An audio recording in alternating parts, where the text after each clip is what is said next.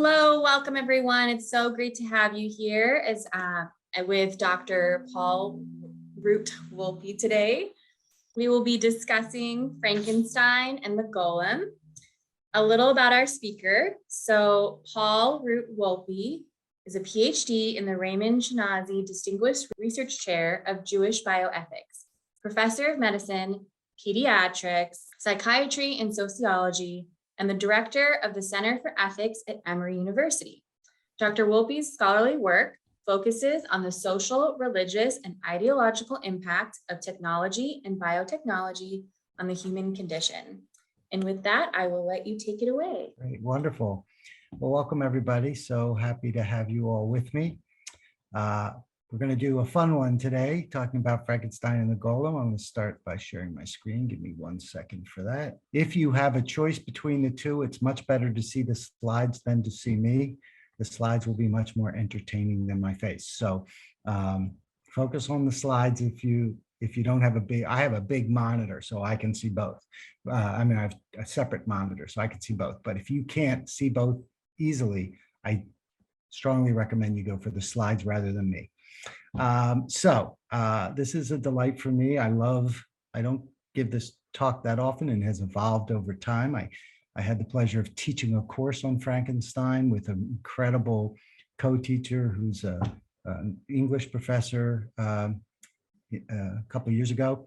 And it really increased my appreciation of the Golem story to really delve deeply into Frankenstein. So hopefully we'll get to learn a little bit about both today. Take a quick look at these pictures on the slide. On the left is a picture of the Golem. On the right is a picture of Frankenstein that's a little odd, but we will get back to both of those as we move forward. So take a look at them because they will come up again. So what I want to do is I want to talk a little bit about the Golem, then I want to talk a little bit about Frankenstein, and then I want to talk about the comparison of the two. And what I want to get at is how these tales, both of which are one ancient and one old. Mary Shelley published Frankenstein in 1818. So 4 years ago was the 200th anniversary of the publication of Frankenstein. And the other one is, of course, much, much older than that. And yet I think they are powerful resources and comments on contemporary technology.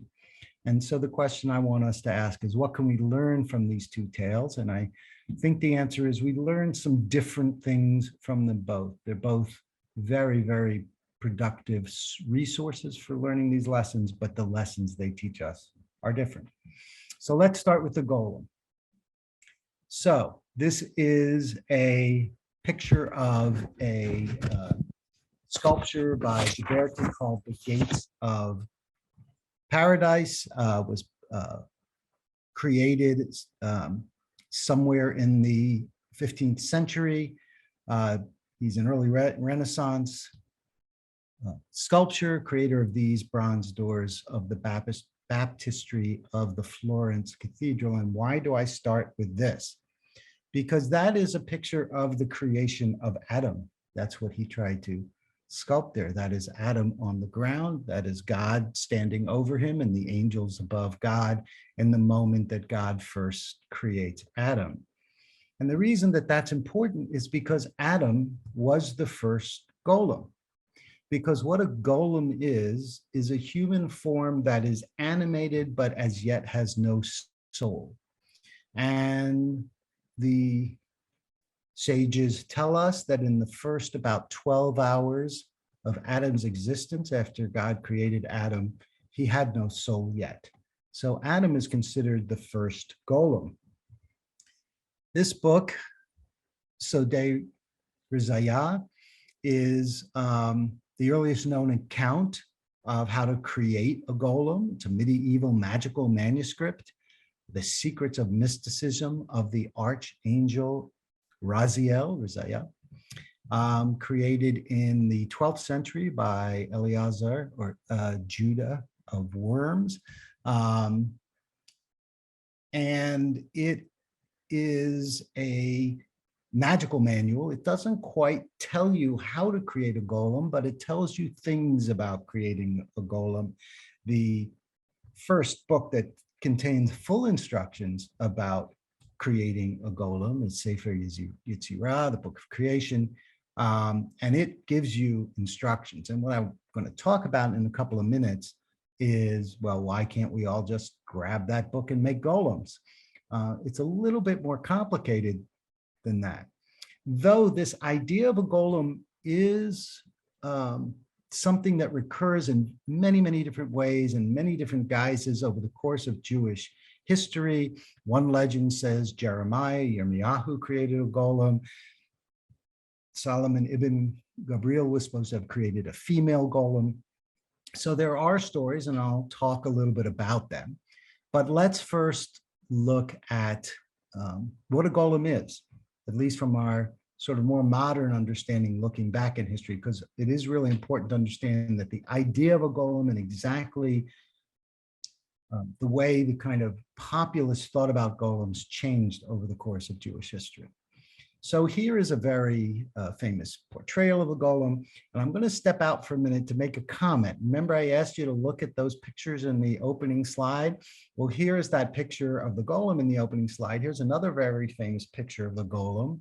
And as you can see my cursor, right? Someone shake your head if you can see the cursor moving on the picture. Great, thank you. So notice that is supposed to say the Hebrew word emet, aleph, mem, taf. But the artists didn't know their Hebrew very well, and they made it aleph, mem, hey. So they actually miswrote what should be at the top of the golem's head here. In this portrayal, this is supposed to say golem. But if you know your Hebrew, you'll know that, in fact, he put in a samach instead of a mem sofit, a final mem. So one of the funny things about collecting pictures of the golem is how often they get it wrong. They get the Hebrew wrong, they get the idea wrong, and this is just two examples. So that's just kind of a editorial comment about some of the images I'll show you. There are mistakes in them. So what is the story of the golem? One of the most famous that started the more modern view of the golem. It starts with Rava, who took a passage from our sacred texts, which we are going to look at in detail a little later on, but not now, that convinced him that a pious person should be able to create a golem.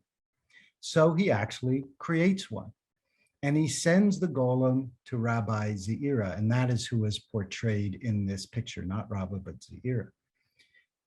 And the passage says, the rabbi spoke to him, Zeira spoke to him, but the man did not answer, which then indicated to Zeira that he could not speak, which meant that he was a golem, and Zeira returned him to dust. This is an important idea that we'll come back to, and that is that tradition in the traditional view of the golem, because it has no soul, the golem cannot speak. And this idea of language as being the fundamental sort of human marker or indicator, we don't have time to get into, but it's tied into the whole sort of ancient Jewish view of language. The fact that God creates the universe through words, the incredible power of the spoken voice and of words to create. And so pious human beings can create a golem, but the golem themselves does not have the power of creation. They do not have language because they have no soul. There's a story in the Babylonian Talmud, a kind of cryptic one, that says that on the eve of every Shabbat, Yehuda HaNasi, one of the, of course, great Jewish sages of all time, the redactor of the Talmud, his pupils, Rab Chanina and Rab Hoshea, who devoted themselves especially to the sort of more mystical and magical parts of Judaism, the accepted mystical and magical parts of Judaism, used every Friday to create a delicious calf to eat by means of the Sefer Yetzirah. In other words, they created a golem calf, which they ate every Shabbat. Kind of beats having to go to the market if you can just get some dust and clay together and create your dinner, but you have to be pretty pious to do that. The sort of modern view of the golem as a servant first seemed to come into the Jewish legend around the 16th century through the Polish Rabbi Elijah of Chelm, who was the first one to make a golem as kind of a servant for a functional purpose, as opposed for something like eating for dinner. But the most famous story of the golem, of course, is, for those of you who know the story, is the story of the Golem of Prague, created by Rav Yehuda Loew, who is called the Maharal. And the word Maharal is just an acronym of Morenu, our teacher, Harav Loew. And if you go to Prague, this is a picture from Prague. I've been there. I've seen this statue.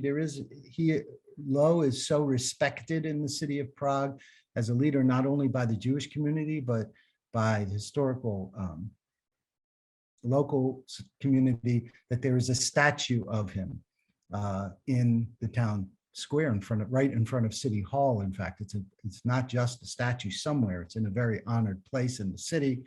It isn't that flattering a statue. I show you a close-up of the face to show you that I'm not sure anybody would particularly want to be portrayed that way.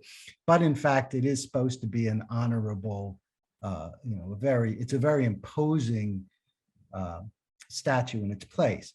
And in addition, if you go to Prague, you can not only see the statue of Rav Loew in of the Maharal at City Hall, but if you go to the Jewish quarter, you can enter by seeing a statue of the Golem himself. It stands at the entrance of the Jewish quarter, and it was actually not an ancient statue. It was created for a 1951 movie about the Golem, and it sort of portrays the Golem in a particular way that is not sort of the classic way we think of a Golem.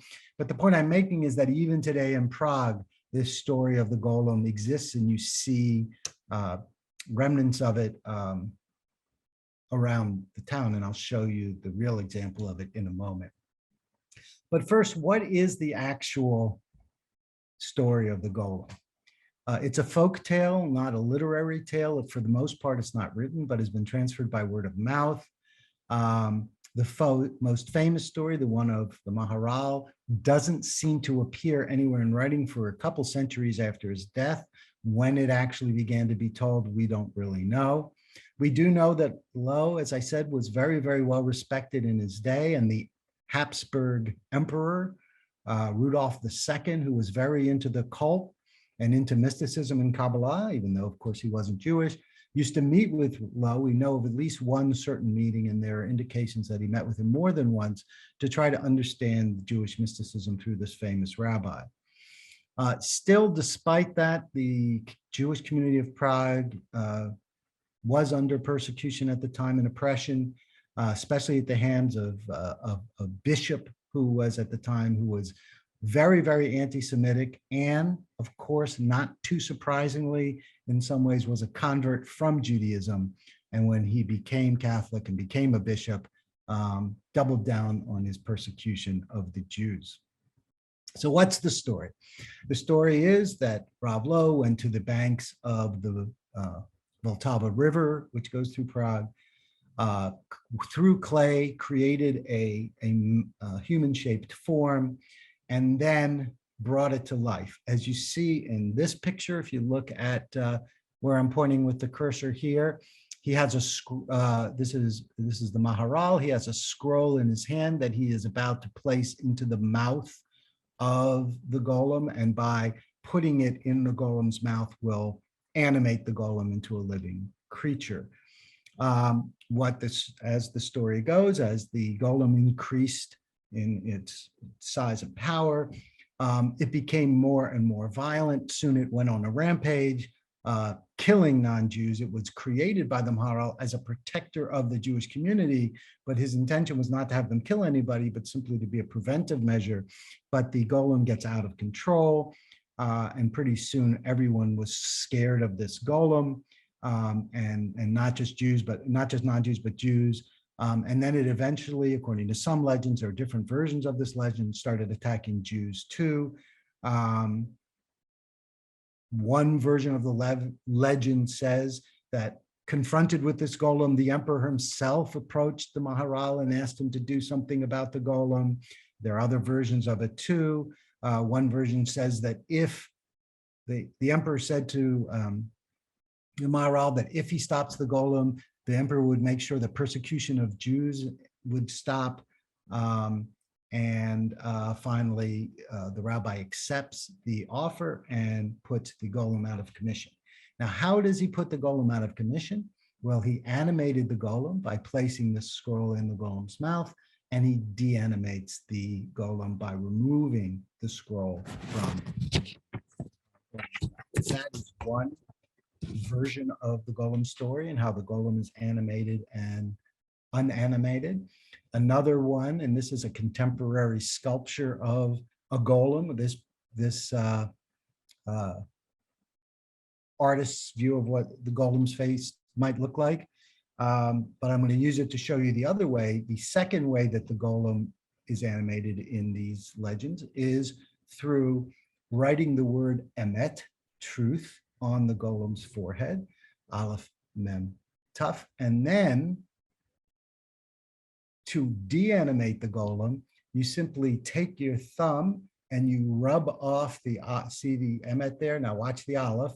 You rub off the aleph, and you'll see that the word that is left is mate, which means death. And so when you remove the aleph of truth from the golem's head, the golem is deactivated and falls back into clay. If you go to Prague, you will probably, if you do the Jewish tour at all, see this building, which is called the Old New Synagogue, the Alt New Synagogue. And this is where the story has it, the golem went to his final resting place. And if you look on the side of that building, here you'll see these metal steps going up the side. They go up to that door that I have circled. I'll show you a close-up. That's the door. And legend has it that if you go in there and allowed into the attic, which no one is, you will see a mound of dirt on the floor, now covered with talacum. And that is the remains of the Golem of Prague after the Maharal reduced the golem back to a lump of clay. Some of you someday can go there and get someone to let you into the attic, but I actually prefer to keep the image in my mind and think of it as this beautiful story of the end of the golem still somehow being up there. The golem has become a story not just for us, but all over the world. Here is Isaac Bashevis Singer's book called The Golem, Elie Wiesel's book called The Golem. Some of you, I hope, may have read Michael Chabon's book, Cavalier and Clay. If you haven't, you should. Beautiful book, winner of the Pulitzer Prize, and a golem is a major character in that book. And there are many, many other books about the golem.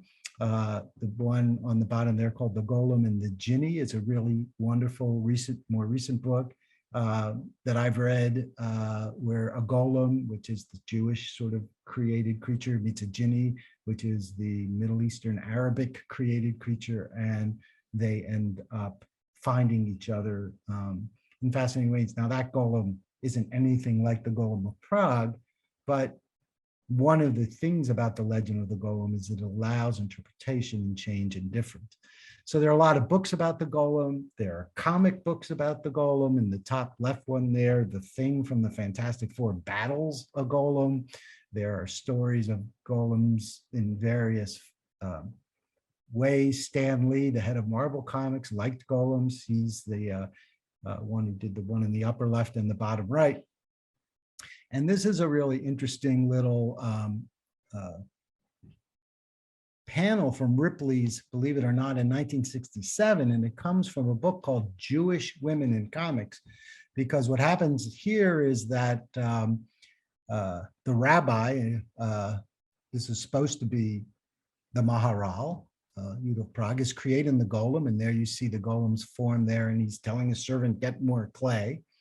And then when you go down to the bottom, his wife, the Maharal's wife, starts to argue that he shouldn't do this. It's wrong to dabble in these kinds of forbidden arts. And she and her husband, the rabbi, have an argument about whether or not he should create a golem. The golem is used, you do a Google search of golem, you'll see thousands of images of golem.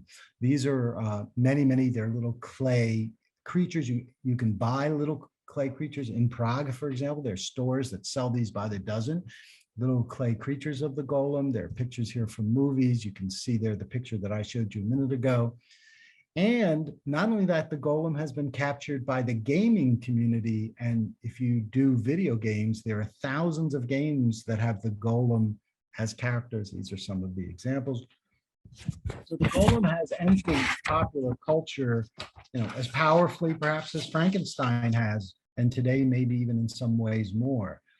The golem was a character on The Simpsons in a very funny episode where he goes back. Krusty the Clown is a Jewish character in The Simpsons, and Bart goes backstage and finds a golem there that Krusty tells him the story of the golem, and Krusty has created a golem to work for him, and then Bart takes the golem and eventually also they have to get rid of that golem too because he goes out of control. Here's a wonderful little article I found, a little post, I hope on Craigslist. I hope it's tongue in cheek, but I love it because it's so funny. Wanted, one rabbi versed in the dark Talmudic arts to create a golem for a household of 3. Golem will perform rudimentary household chores such as dishes and sweeping, basic math tutoring for our daughter in 3rd grade, and basic household security. Golem must be obedient and fairly unobtrusive on our everyday lives. We will supply all materials, clay, twigs, calfskin, parchment, etc. needed to create the golem. All you need to do is use your magical ancient rabbinical skills to animate said golem. Please note, we are looking for a rabbi to create a golem, an anthropomorphic being created from inanimate matter from Jewish folklore, not Golem, a former hobbit turned into a monster and looking for precious. This is important. We have no interest in living with Golem. We want a golem. Please respond, serious inquiry only. I love that. I just think what a great sense of humor. And something else very funny happened. I gave an earlier version of this talk at Northeastern University, and Lori Lefkowitz, who's the head of the Jewish Studies program there, gave me a cup completely not even recognizing that this was going to happen, with coffee in it for my morning coffee. And I noticed I was about to give this talk, and on the cup was this. It was a cup with a bunch of Yiddish sayings on it, and on it included this one: Der Oilem is a Goylem, which means the world is filled with asses, filled with people who are not good people, where the golem there becomes a symbol of the idea of sort of moronic human beings. So that's the idea of the golem, the story of the golem, and the way the golem has been used a little bit in modern thinking. Now let's move to Frankenstein. So Frankenstein, of course, we all know something about it. What an extraordinary story. The more I learned about it over time, the more remarkable it became. The story, which some of you might know, is that Mary Shelley, at that time, Mary Wollstonecraft, she had not married Percy Shelley yet. She was with, Percy Shelley.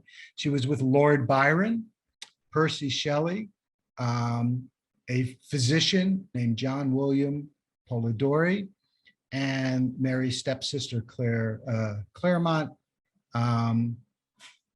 and they went to Italy and were in this villa.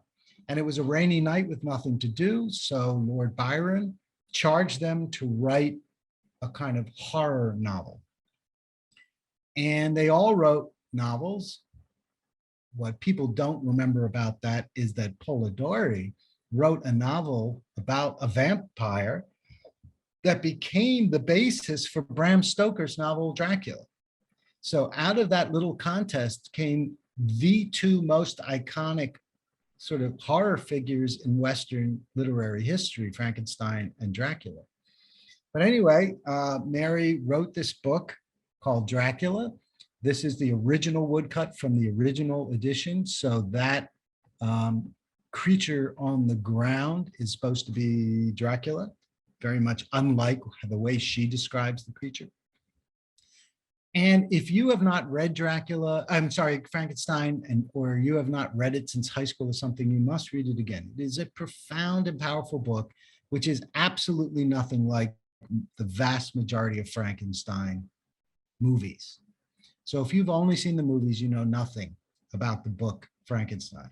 In the book, the actual creation of the creature is one paragraph. While in most movies, it's most of the movie.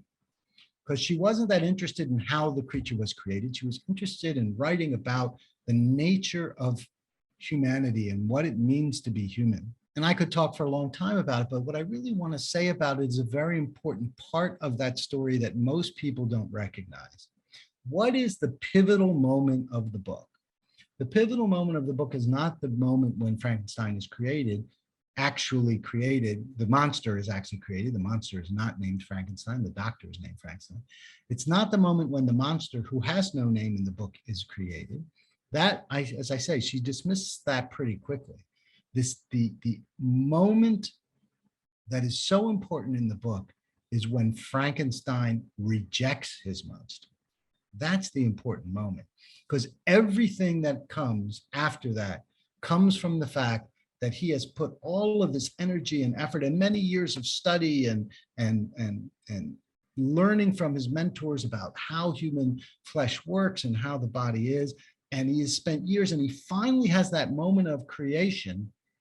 And then moments later, he leaves having rejected what he created. And the question is, why? What is it about the creature that makes Frankenstein reject the creature and then put into play the rest of the book? Most people don't remember. Here's what happens. He takes a look at this creature, and he had wanted to create a beautiful simulacrum, a beautiful kind of human form that he could use to start a new race that would have no disease and no illness, and would be stronger and faster.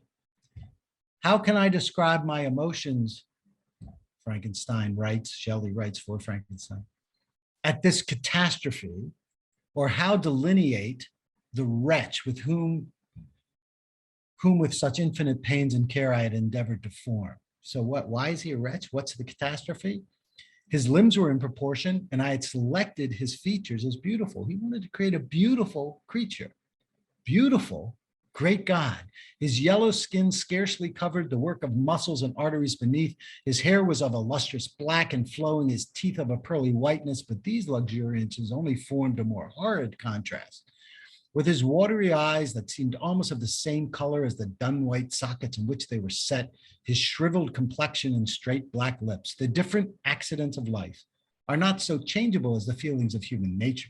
I had worked hard for nearly two years for the sole purpose of infusing life into an inanimate body. For this, I had deprived myself of rest and health. I had desired it with an ardor that far exceeded moderation, but now that I had finished, the beauty of the dream vanished, and breathless horror and disgust filled my heart. So why does he reject the creature? Because it is ugly. He rejects the creature because of an aesthetic judgment about the creature. The creature is horrible to behold, and thus the creature's resentment is even more understandable. You created me and you rejected me because I'm not beautiful. And that's the problem with a lot of portrayals of Frankenstein, because, Lon Chaney's portrayal, I don't think that's a handsome human being on the left there, but it's not something you would necessarily run in horror from if you just saw, while Robert De Niro's portrayal of Frankenstein is probably a lot closer to what Shelley had in mind. something whose very appearance, and by the way, when Frankenstein appears later in the book to people, they run away in horror and they scream. And so his appearance has to reflect this idea of the kind of difficulty of his nature. And by the way, so we had at the Center for Ethics where I run, we had a very famous artist, Ross Rawson, who was our artist in residence. He's a famous portrait artist. He's created portraits his whole life. He has his portrait of Jimmy Carter, as you've all seen. It's in the National Gallery. His portrait of Maya Angelou is the one that's on the US postage stamp. So he's very, very famous guy. He's got 5 or 6 portraits in the National Gallery. And he was our artist in residence in 2018 when we were celebrating the 200th anniversary. I was talking to him one day and I said, you know what you should do? You should paint, as a tribute, you should paint your vision of Frankenstein's creature. And he thought about it for a minute. He goes, I've never painted a non-living face. He goes, all of my portraiture has been of famous people or people who paid me to sit for them. I think it's a great challenge. And he looked up for a minute, he goes, and I know exactly what I would paint. And I said, what would you paint? He said, I want to paint a picture that from far away looks beautiful, but the closer you get, the more hard it looks. And there's that reflects what Shelley herself put in her book, that idea that from far away you couldn't quite see it, but as you got close. But what he painted was interesting. It's, by the way, based on his 15-year-old son as the face. And this is the portrait that he painted. He took eyes actually from leopards. He tried to make the eyes look kind of lifeless. But the idea was from far away, it would just look like a face. But as you got closer and closer, you'd see the scarring, the black lips, the lifeless eyes. So anyway, that's his interpretation of Frankenstein's creature. We now have that portrait at our center. I just thought I would show it to you, and I'm going to use it in a few minutes. Back in 1997, a sheep was cloned by the name of Dolly. Some of you may have heard of Dolly, the cloned sheep. And it started this kind of national, international hyperventilation about cloning. I'm still asked to speak about cloning all the time. I'll be speaking about cloning later this week. This idea of creating a creature, kind of out of nothing, though it is, of course, out of a living creature, to take a cell phone creature, has a Frankensteinian idea to it. Leon Kass, Jewish writer, he wrote a commentary on the Bible. He was the head of President Bush's Bioethics Commission. As Dolly was cloned, wrote this article for the New Republic. They are human, they cannot be replicated, the moral repugnance of cloning, writing about what might happen if a human being were to get cloned. And in that story is this illustration. And that is an illustration of Frankenstein with a whole bunch of sort of deranged looking Dolly heads on his shirt. And he's trying to draw this comparison between cloning and Frankenstein. And what I want to show you is that that has become a cottage industry. If you look at a lot of the writing, even favorable writing about genetic technologies, you see over and over again Frankenstein being evoked to the point that Frankenstein is now a prefix. Franken foods, Franken genes, Franken cells, Franken rice, Franken mice. It is used as a caution and as a scare tactic. Genetic Frankenfood found not harmful to human health. Talk Frankenfood or farm fresh. So and Frankenfood here is a signifier of genetically modified foods. That is, there are Franken things that created. Not only that, but the whole Frankenstein idea, as well as the Golem idea, have come together to ask because what is both the Golem story and the Frankenstein story about in terms of their creation? They're about the question of that barrier, that line between the human and the non-human. For example, in the Golem story, the rabbis ask things like, can a golem be included in a minion? Should a golem be circumcised? And the question isn't really about whether a golem should be included in a minion or about whether a golem could be circumcised. They're both questions about whether we should think of a golem as a human being, as having the rights of a human being, the responsibility of a human being. Shelley asked the very same question. By the way, I didn't say this before, but there is a lot of belief and speculation by scholars that Shelley knew the story of the golem very well and based her there's no proof of this, but there is some evidence for it, that she based the story of Frankenstein on the story of the golem. So she herself asked that question. The creature asks that question. What am I? Am I a human being? Am I just to be discarded? Do I have no rights? And both of these have now been used in questions about how we should think about other creatures. If you look at stories about whether apes should have rights, about whether robots should have rights, Frankenstein and the Golem often come up in those conversations. So they become a model of the question of what it means to be human. They become the examples that are used against which we ask the question of the things we create that are like human beings. How should we think about them? And now as we've moved, one of the things I'm working on a lot now is the ethics of artificial intelligence. You look at book after book after book that have come out recently on the ethics of artificial intelligence, and you see over and over again that they often start with the Frankenstein story or they bring up the Golem story because they're all asking the same question. Where do human beings end and other ways of being in the world begin? Whether they're animals, whether they're robots, whether they're artificial intelligence, how can these liminal stories, these stories of creatures just on the edge of humanity, the Frankenstein and golems of the world, how can they inform the questions we have about the nature of what it means to be human?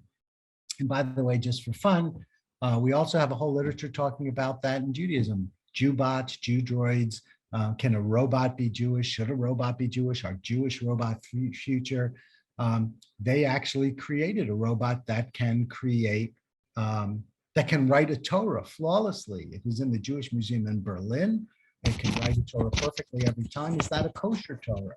How should we think about a Torah written by a robot?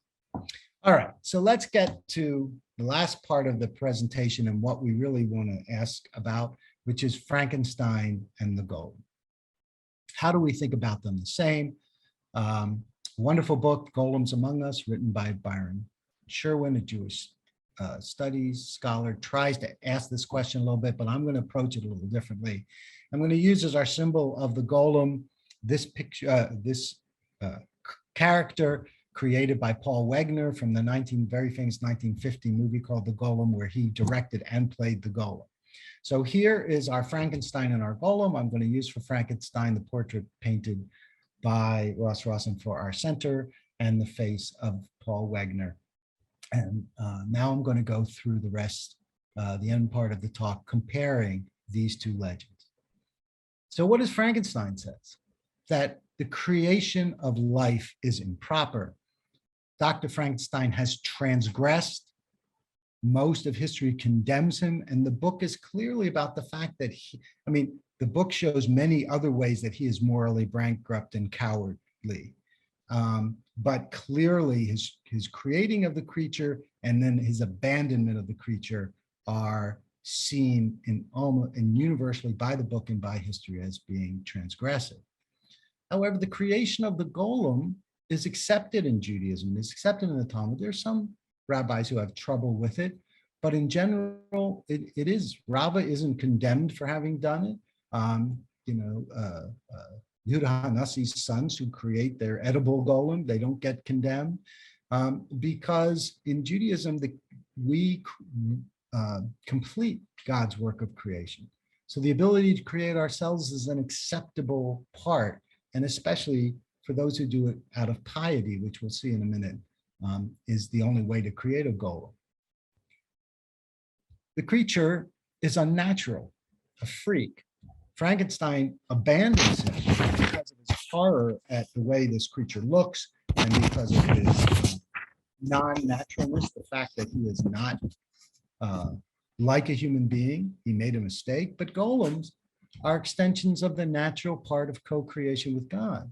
Golems aren't seen as unnatural, they're seen as natural. They can be problematic, they can get out of control, and you may need to stop them, but they're not outside the natural order of things. Frankenstein is different solely in his appearance and physiology,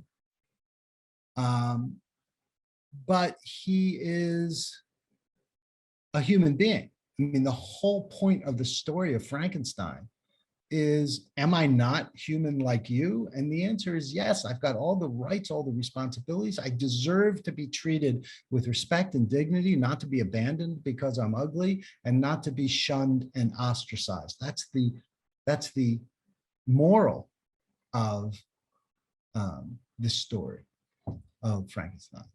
On the other hand, the golem is not a human being. The golem has no real rights, has no souls, and there's nothing wrong with deactivating the golem, because the golem was activated and deactivated as part of an act of creation and non-creation, in the same way you would create a robot and dismantle a robot. And here's an interesting thing. How is Frankenstein created? Frankenstein actually in the book is created from a lot of spare parts that are put together into a creature. It isn't just a whole corpse like in some of the movies that's taken out and animated. In the book, Dr. Frankenstein gets various parts from various places and puts them together. So Frankenstein is constructed biologically, and then, the creature is constructed biologically, and then Frankenstein animates the creature, by the way, chemically, not electronically, not electrically, through bolts the way it is in a lot of the movies. The golem is created genetically, not biologically. That is, the rabbis use text in the mouth, text on the forehead to create the creature. It's not taking a biological entity and reanimating. It's using the power of words and the rabbi's ability to generate creation through words like God did, certainly not imitating God or at God's level, but because they have that level of piety, they have a certain ability to use that same technology, the power of letters and words, to animate the goal. So how does that work exactly? So this is a passage from the Psalms, from Tehillim, and it says, Go mi ra'u einecha v'al sefercha kulam yikatevu. Your eyes, meaning God's eyes, saw my golem, which is often translated as unformed substance, though exactly what the word means is up for some interpretation. And in your book, everything about my life was written. This is a really fascinating passage, but notice how the unformedness of me, and some people interpret this to mean as a fetus or before I was born, I was a golem. God could see that. This can be used to say that God knows us before we're born and God knows everything about us into the future. It has been used, by the way, by Christian pro-life people to say, you see, even when you're an unformed fetus, God knows you, therefore you have some existence. It's a very interesting and different kind of passage. But it ties together in this frame the idea of the golem and the idea of the written word. And so, the idea of God's power and the letters of God's name, which are often used themselves in a mystical way in the Kabbalah, and the idea of the fact that we think of our very nature, our genetic nature, as letters, has been used as metaphor. And it's used, it's very strongly a part of the golem story and not of the Frankenstein story. Frankenstein is a scientist putting together pieces of already created creatures to animate them. The Maharal is a powerful, pious human being using God's very own technologies to try in his own modest way to be creative. And we'll get back to that a little bit in a minute as I end up and I'm almost finished. The creature is anonymous, often just called the monster, called the creature. It has some other things that it calls itself. I mean, that it is called. The only thing it ever calls itself is actually Adam. It calls itself Adam, thinking of itself as the first of its kind, but it has no name throughout the book. It is the creature. The golem, on the other hand, does it have a name? Well, remember, this is a legend. So Rosenberg wrote a book, Niflaot Maharal, the miracles of the Maharal, and he names the creature Joseph and claims that that was the creature's name. But you know, us Jews, we get to know the creature. We want to give him a nickname. So we call him Yossela. So in the book, he actually calls the golem Yossela. Yossela Golem. Let me take a quick digression here to say something important, because it's going to be important for the last couple of points I want to make. How do you make a living creature? Well, how do you create a golem? And here I go back to that, what I said I would tell you later when I discussed the original creation of the golem in the text. So how do you create a golem? Well, Rava said, there is a passage in the Torah that says, your iniquities, your sins have separated you and your God, and your sins have hid God's face from you so that God will not hear. Well, the logic of that is, if sins are what distance us from God, and the more sinful we are, the more separated we are, mavdil, the separation, then the less sinful you are, the closer you are to God. And so Rava's point is, if you're a very pious person, if you're a great rabbi, and you sin very little, you can be closer to God and therefore more able to tap into the same kinds of powers that God has. And therefore you can, in a very rudimentary way, do some of the things that God can do, like animating dust, which God does to make Adam. And that's why in the Jewish view of the golem, the more pious you are, the closer to creating a human you can be. While Chanina and the sons of Yehuda Nasi can only create a lamb to eat, the Maharal can create a human golem. How does that compare to the Frankenstein story? Well, in the wonderful movie Young Frankenstein, the funny parody of it, young Frankenstein goes into his grandfather's laboratory where he created the first creature, and he finds his book. And what his book is called is just How I Did It. And all young Frankenstein has to do is follow the formula of his grandfather, and he can create a creature also, and he does. So with Frankenstein, anyone can do it if you have the right technical knowledge. You just have to be trained in the science. While with the golem, only the righteous can manipulate life, and the degree of success is correlated with their degree of righteousness.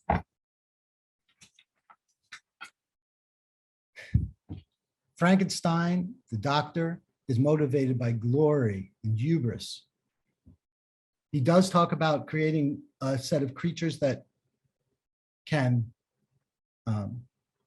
never get sick and can move humanity the next steps and eliminate illness. But really, he also talks about how these creatures are going to worship him. So it isn't only about curing. There's also a deep ego need there. And he writes, no one can conceive the variety of feelings which bore me onward like a hurricane while he was working on Frankenstein. In the first enthusiasm of success, life and death appeared to me ideal bounds, which I should break through and pour a torrent of light into our dark world. A new species would bless me as its creator and source. Many happy and excellent natures would owe their being to me. No father could claim the gratitude of his child so completely as I should deserve theirs. They will worship me. They will thank me. I'm doing this in part so that I can have this race of creatures who will see me as their father and their founder. While the golem is created with humility. out of service and protection of the people, the opposite of Frankenstein's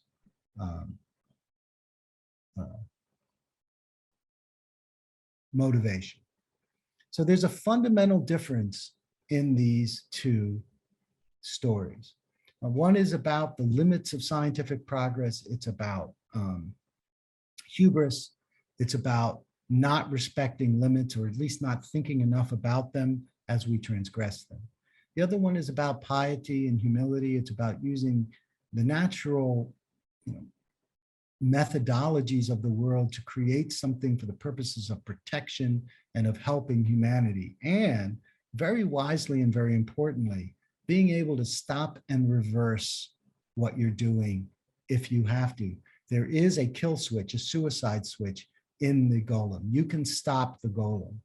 The end of the story of Frankenstein finds Victor Frankenstein dying and then finally dead on a ship in the Arctic, where he has gone with a gun to hunt down the creature that he created and to kill it, because it's the only way to stop this monster that he has created that has now gone around and killed so many. And he fails. And the last scene of the movie is the monster floating away on an ice floe, still alive, while Victor lies there having failed and having passed. While the story of the Maharal is one where the Maharal removes the creature from the community because it has gone out of control, and he continues to serve the community as their leader. Dr. Frankenstein abandons his namesake and seeks him out. The golem, the rabbi takes full responsibility for the golem, for his creation, for his actions, and ultimately stopping him. He must kill the creature in order to stop him, while with the golem, the rabbi can easily reverse what he has done. So finally, the message of Shelley and Frankenstein is about responsibility, aesthetics, humility, hypocrisy, the goals and limits of science, and this question of what it means to be human. And the moral of the story of the golem is also about some of that, but it's about piety and service and real reflection on what human beings should and shouldn't do. And then finally, also what it means to be human. So both of these stories have a lot to teach us. They teach us two different lessons. They give us two different models of creation.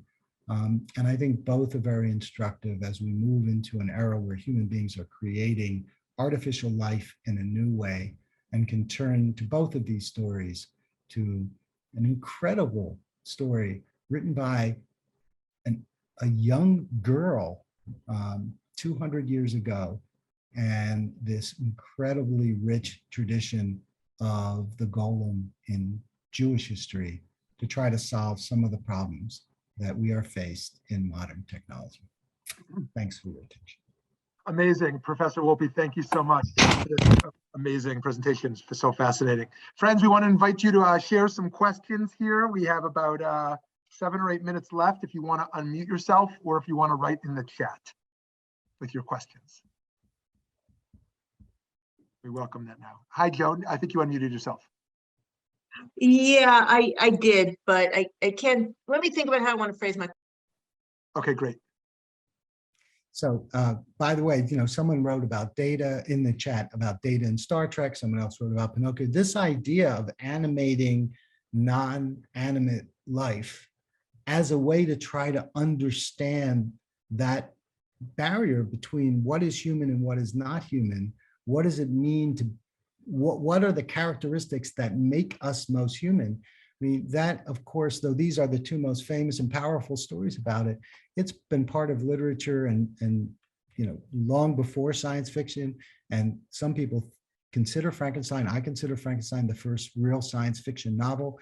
Ever since, that's been a theme in literature, in television, in movies, and because it is important both before the age of real modern technology, because we need to know what are those things that make us so uniquely human. And then we also now need to know, as we create things that can mimic human intelligence and human actions, How do we keep that differentiation clear? And these kinds of stories can help us think those things through. Wonderful. Anyone else want to jump in? Yeah, I figured out how to phrase it, I think. Great. I'm wondering about free will. I think part of the problem with the golem is that the golem did have some free will, that he went out and caused all sorts of trouble because the rabbi couldn't really control him. Right. And that humans like the golem go out and cause all sorts of trouble because God can't really control us. Kind of makes me wonder if free will was actually a good idea, but it's here, so whatever. But I think that that's part of it. It's a wonderful golem has free will for good or evil. It's a wonderful observation, Joan, and I agree with you completely. What's interesting about it, of course, is that in this story, it is not free will itself that differentiates human beings and non-human beings, because the golem has free will. But if you think about it, that makes sense, because animals seem to have free will, right? What differentiates, as I said, one of the key differentiators is the ability to use language, which animals don't have in the rabbinical meaning of language. Here they have vocalization and communication, but they don't have language. So yeah, that's a great point about free will, and it's one that actually is debated a lot.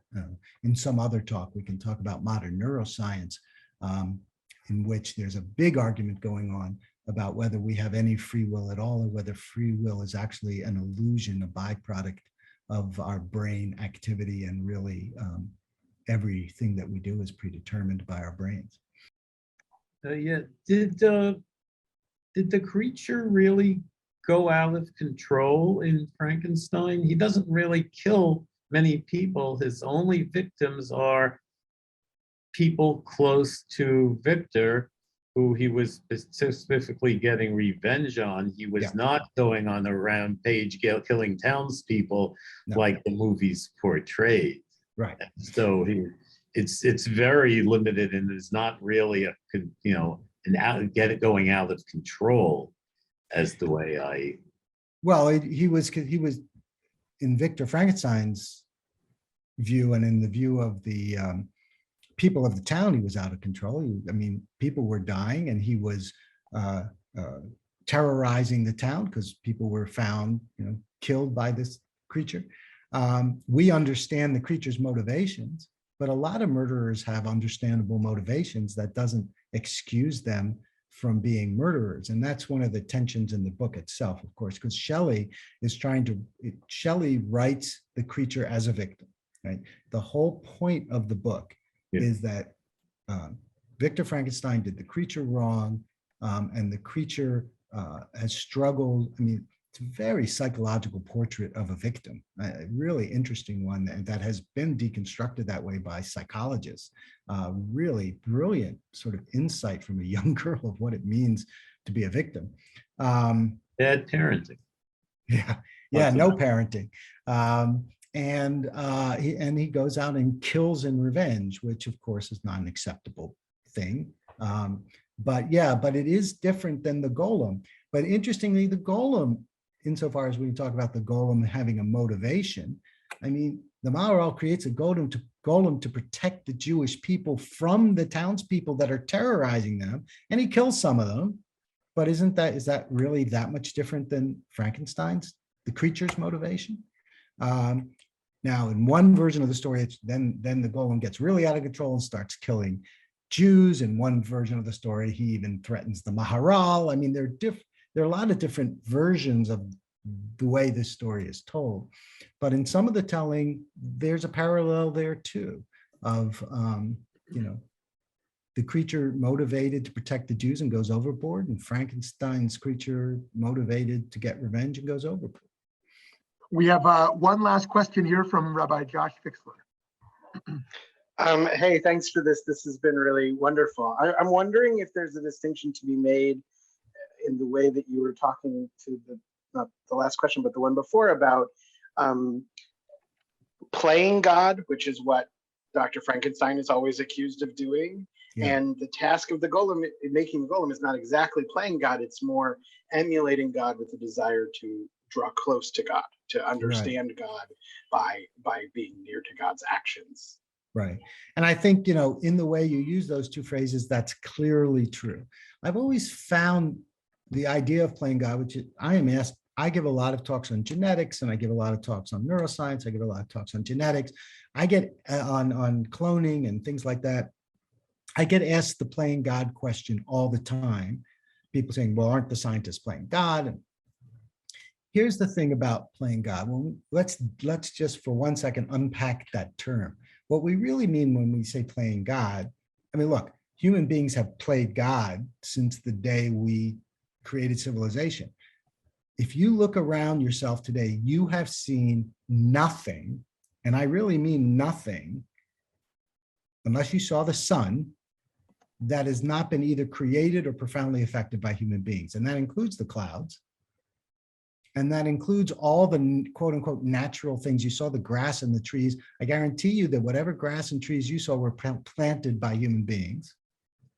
We have played God in every way that you can play God. We've changed the planet.